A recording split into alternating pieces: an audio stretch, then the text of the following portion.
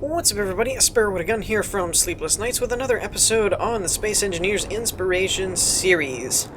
We're starting things off today with the appropriately titled Red, the Next Generation. So basically, this was a really clever idea. I really liked this one. It was just one of those...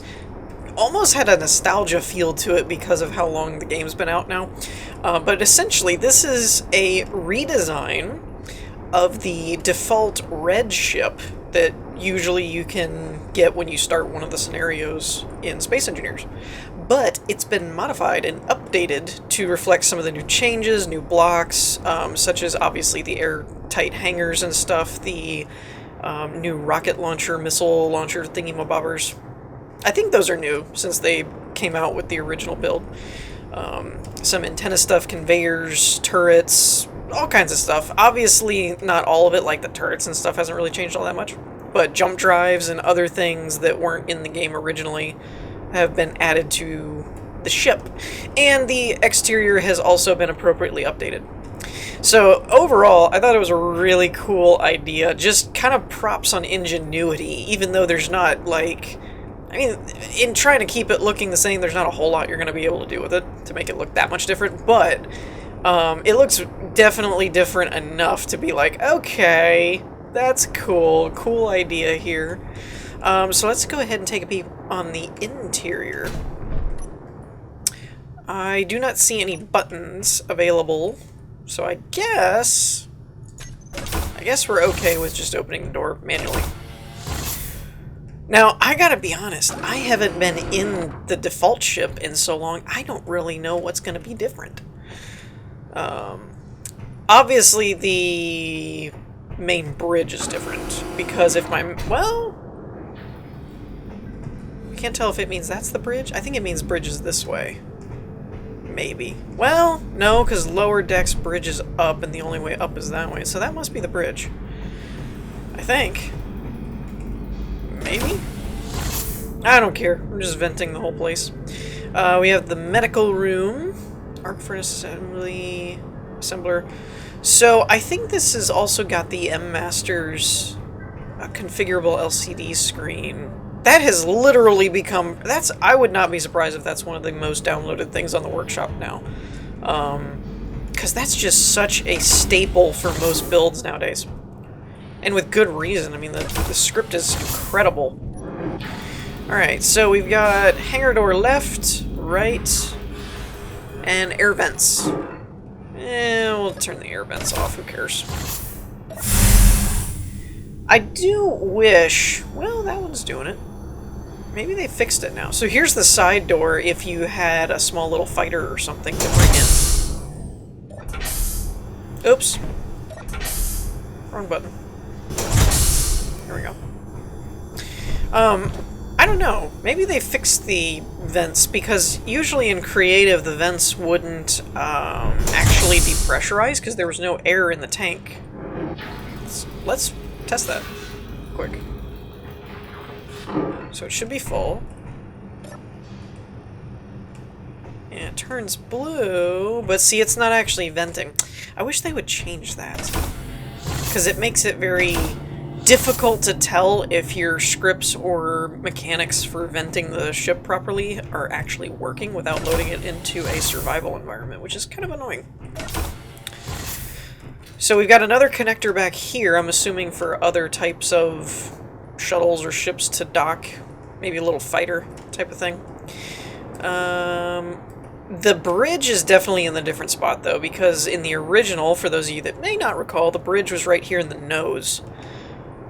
And then there was this big, empty, open hallway type thing in the center part area that led to the back. So, yeah, this is definitely a much more streamlined design. And I do believe it was stated in the description that it's survival ready, I believe. Don't quote me on it. So I could see this being a way better alternative to survival type, starting out type of ship, as opposed to the traditional, like, original red one that you normally get. Okay, that vent is working overtime. Alright, so here's the turrets. Control, control, control. So it's got 3 turrets on it. I don't see any other hotbar things, though. Let's double check and make sure we're in the right. Ah, ha, ha, ha, ha. I'm learning. Rocket launchers, Gatlings, small turrets, missile turrets, cameras, jump drives, and sensor. Breach detection. That was another thing that got brought up in the description that I forgot to mention. It does have some form of breach detection. I don't know to what end or how exactly it works, because that's honestly one of the first times I've heard of that. In the game. I know what breach detection is in real life, but I mean, I don't know how it actually works in the game or what it detects or how severe. But still, a pretty cool idea for a survival type ship, especially because you could actually tell where or if you had a breach.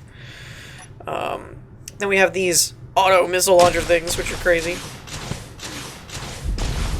They do seem to have nerfed the fire rate. Those used to fire a whole lot faster. But maneuverability and power, speed-wise, not bad.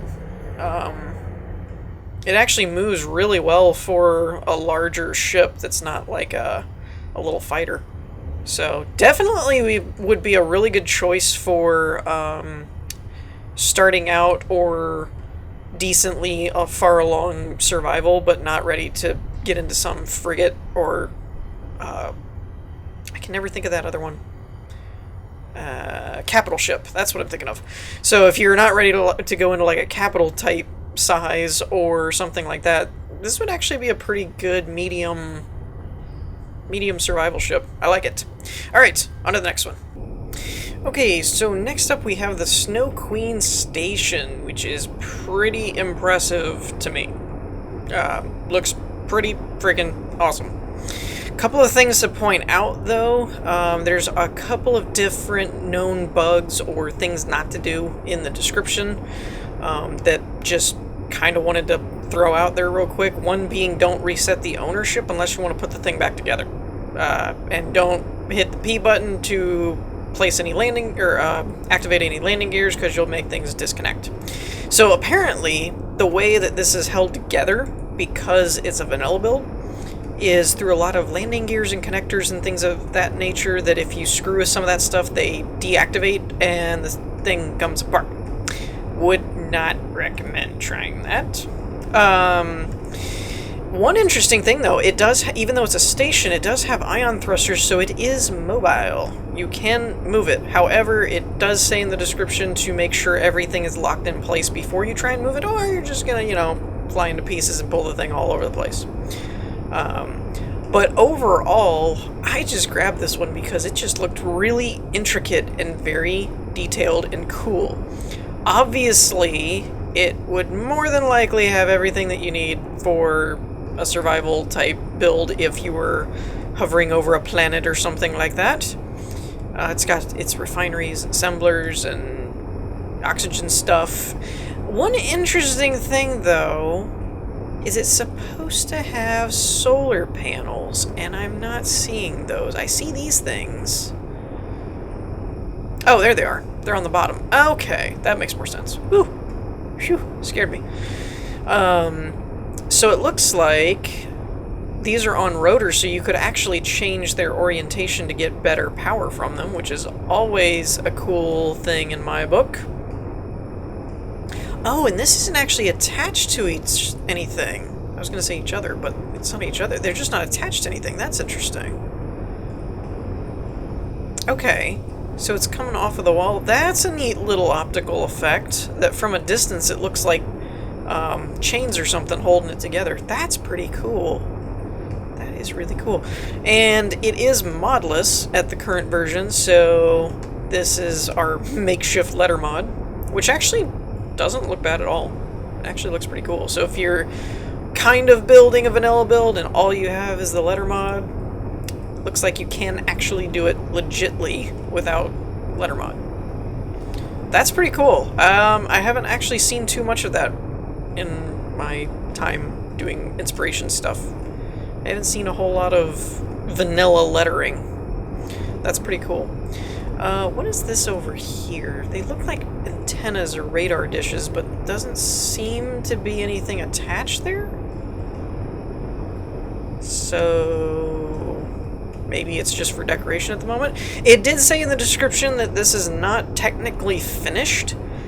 The way I understand it, it kind of is like this version is finished, but there's going to be new updates and improvements done to it eventually. So there may be things that are like, I wonder why that's not here, and that might be in the pipeline or something later. So keep that in mind. But let's go and check out the inside. I do apologize if my frame rate is inconsistent. It's trying its best to keep up with this, but this is a fairly big build, so I'm idling somewhere around 25 or 20.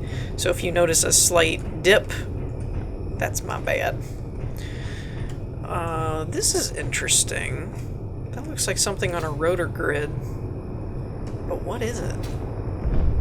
It's like conveyors and reactors. Investigation is required. What does that go to? Oh, okay, so there's actually a door. Huh. So this is actually a really big place. I didn't think all of this would be... Whoops. If that was an airlock, I just killed everyone.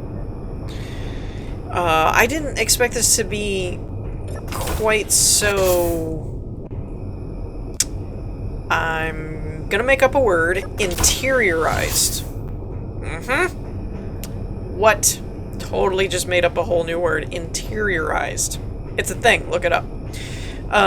What that means for all of you that are, you know, just living under a rock and have never heard that totally legitimate term before, it means I expected most of this to be exterior and open and not pressurized, to where it's more of like, it's where you would do like a spacewalk to go out and do things, not so much that it actually had sealed off corridors with vents and all that stuff. That's for you know, just anybody that's behind the times. That's what interiorized means. It's a thing. Look it up. Okay, so there's stairs over here. I was gonna say, I was like, you just drop down here. It did also say, if you see a red door such as this, it is an airlock. So basically, don't do what I did and open both at the same time. It ends poorly.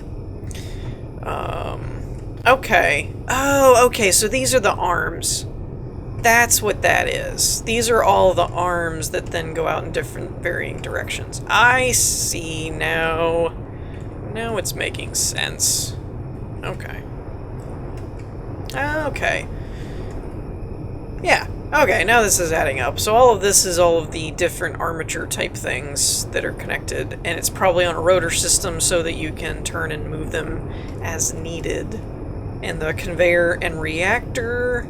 Okay. So the connectors in the center feed into the conveyors, which feed into the reactors, which would then power each individual arm grid. Ah! Quite ingenious. And the gyroscopes are off so that you're not moving the arms, but in the event that you undock something and need to move them, you have gyroscopes so that you can move around. Quite clever. Quite clever indeed. I can't say I would have thought of that on my own. At least not to that scale. I mean, I understand the concept, but I wouldn't have thought to apply it in such a way to make a snowflake base, which is awesome, by the way, in case I hadn't already clarified that. It's totally awesome. And while my modding instinct says, ooh, this would be really cool with mods because you'd get interior craziness and stuff, it'd be more interiorized. I'm already having a pretty hard time holding a solid frame rate on it though, so I would like to see it, because it would be a really cool build to have highly detailed and modded and all that stuff, but I don't think I could actually like showcase it if it were any more crazy than this. This is actually an interesting hallway, by the way, for vanilla. It's got some very unique building designs and styles in here, like the gravity generator on a catwalk thing. I don't really know that I've seen that before, to be honest. I'm trying to identify exactly what these rooms are. I think they're supposed to be like a crew quarter? Maybe? I hope. Otherwise, I'm totally misreading that.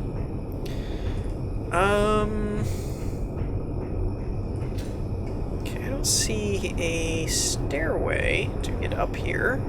There is just so much to see in this place. All kinds of rooms and buildings. I have no idea where I am. I'm in one of the arms, I know that. It's as far as I got.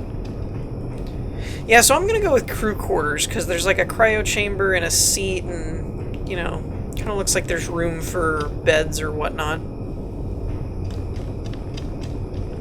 Again, refer back to the not quite done, or not final version, I should say. It's not exactly a work in progress from the way the description described it. Hey, by the way, have you ever seen a description that described something? Because, you know, it's not like that's what they're designed to do or anything. Anyways, the way that the description made it sound was that it wasn't exactly a work in progress, it just wasn't the final version. So, like, this is kind of, like, done, but there may be things that are improved, added, or upgraded, or whatever, in the future. So, anyways, I think I'm going to end this one here, mainly because I could probably get lost in here trying to find more and more things to look at, and there's probably a lot more things to look at. And I don't want to spend all of my time on this one. So I will leave it up to you guys and the rest of you that are more thoroughly interested in exploring all of the nooks and crannies to go do so. Although, I am kind of curious where this glass stairway leads me now. Now that I'm walking up it.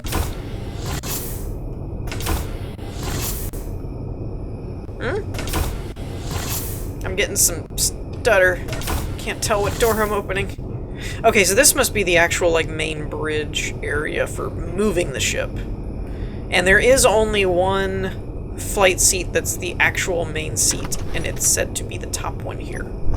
So if you want to move the ship, that's what you gotta get to. Or, excuse me, the station. It's not a ship, it's a station. So anyways, let's move on to the last one. Okay, so last up we have the final city. Now, this is a little bit of an interesting one because it's basically, from what I can tell from the description, it's like a city that was built for just fun and then uploaded. At least that's how my take on what the description says about it is. Unfortunately, it's crushing my frame rate. Yeah, like I'm getting like 5. So I can't do too much with this, at least not at one time. I might be able to do a little more like a close-up on a couple of different things and then move on or something, but as far as the whole big landscape, yeah, it's demolishing my frame rate. One thing in particular that I really like is the use of what I believe to be these I think these are energy bridge things, I think. I'm pretty sure those are from the energy bridge mod, but I've never quite seen them used as like glass, which is a really, really neat way to use it. I like that a lot. So yeah, this place is like nuts. I mean, it looks kind of like a straight up city. Like there's roads and sidewalks and buildings and an apartment complex by the looks of things. Like it's just nuts. I actually expected the frame rate to be a little bit better only because the specs given are fairly close to mine. They're a little more on the higher end side, but they were still fairly close, so I expected it to be a little bit better than this. Actually, if I look this way, it's not too bad. That's kind of cool too. That reminds me of like a Daily Planet type setup where you got like a planet ball on top, but I think it's actually a planet. Or possibly just the voxel hands. Maybe that's what that's made from. So yeah, overall, actually, when I don't look that way, it's not too bad. But a lot of really cool stuff. I like that, whatever that is. Looks like some kind of see if I can get back over here today sometime. Looks like some kind of tunnel or bridge or something, but I don't know. It's pretty cool. I like that. This seems to be some kind of either like office building or apartments or houses or something, but really neat. I like this reminds me of stuff that like Corellis would do in Minecraft, was a lot of the modern and squared off stuff, which actually lends itself very well to the block nature of Space Engineers. But yeah, so I mean, there's a lot to see here, and it's all very cool looking. I don't know as far as interior how detailed everything is. Obviously there's mods in the file, but I don't know how detailed everything is with the interior and such. I don't even know what that is. What is that? Is that some kind of reactor for the city or something? Mayhaps? Anyways. There even seems to be, I don't know if it's functional or if it's just for decorative, but it seems to have some kind of like Skyrail train track system thing, unless that's just a walkway. No, that's a train track of some kind. But I don't recognize it, so I don't know what it actually is. But yeah, this is really cool and very unique, definitely. There's definitely uniqueness going on. But yeah, I honestly just can't handle it. Like, the frame rate is just so bad that I don't want to subject you guys to a slideshow. But I definitely wanted to show it off because there was a lot of cool stuff going on here. So I at least wanted to mention it and give a brief kind of overview, fly-through type thing of what was going on. I do apologize for the frame rate. Like I said, I did expect it to be a little bit better, and it's not.